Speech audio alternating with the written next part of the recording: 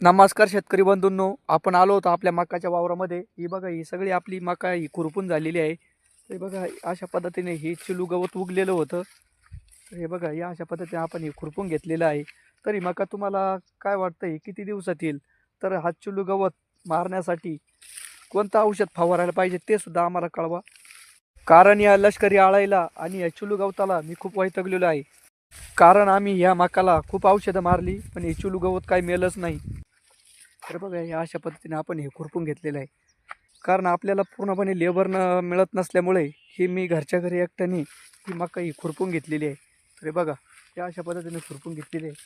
तर तुम्हाला मी ते गवत देखील दाखवतो किती साचलेलं आहे. बघा, आता आपण ते गवत गायांना नेणार आहे. काय होतं, ही फेकून देण्यापेक्षा जित्राबाच्या कामा येतं, त्याच्यासाठी आपण हे गवत काढून घेतलेलं आहे. हे बघा, या अशा पद्धतीने हे गंज करून घेतलेलं आहे. आता हे आपण तर हे गवत आता मी घरी घेऊन चाललो आहे. हे बघा, या अशा पद्धतीने हे गवत आहे. कारण त्याला मातीसुद्धा खूप झालेली आहे. तर आता ती माती झटकून ती व्यवस्थितपणे आपल्याला ते गायांना खायला द्यावं लागणार आहे.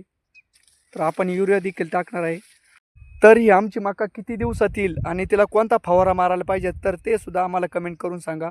कारण आपल्या या मकाला लष्करी अळी ही खूप झालेली आहे. तर ही लष्करी अळी मारण्यासाठी आपल्याला फवारा मारून घ्यायचा आहे. तर हा कोणता फवारा मारायला पाहिजे आणि ते चिलूसुद्धा गवत आहे, मरत नाही. तर त्याला कोणता फवारा मारायला पाहिजे, तर ते सुद्धा आम्हाला कमेंटमधून सांगा. तर हे बघा, या अशा पद्धतीने आपण हे काढून घेतलेलं आहे गवत आहे पूर्णपणे. तर कम से कम आपली ही महिनाभराची मका झालेली आहे. ही मका आपण टोभून महिना झालेला आहे. तर महिन्यामध्ये ही एवढी आपली ही मका वाढलेली आहे. तर आता काय झालं, ते चिलू गवत असल्यामुळं ती मका वाढायला परिणाम होत होता. तर त्याच्यामुळं ती मका वाढत नव्हती. तर ते सुद्धा आपण चिलू गवत काढून घेतलेलं आहे. तर आता त्याला युरिया जर चांगल्या प्रमाणात जर आपण फेकली, तर ही मकासुद्धा भरमसाठ पद्धतीने वाढणार आहे. कारण कसं आहे, आता ही मका आपण गायांसाठी तयार करू राहिलो आहे. तर आता ही गायांना जर दिली, तर एकदम पद्धतशीरपणे त्या गाया खाणार आहेत. तर अशा पद्धतीने आपण ही मका टाकून घेतलेली आहे आणि खुरपून देखील घेतलेली आहे.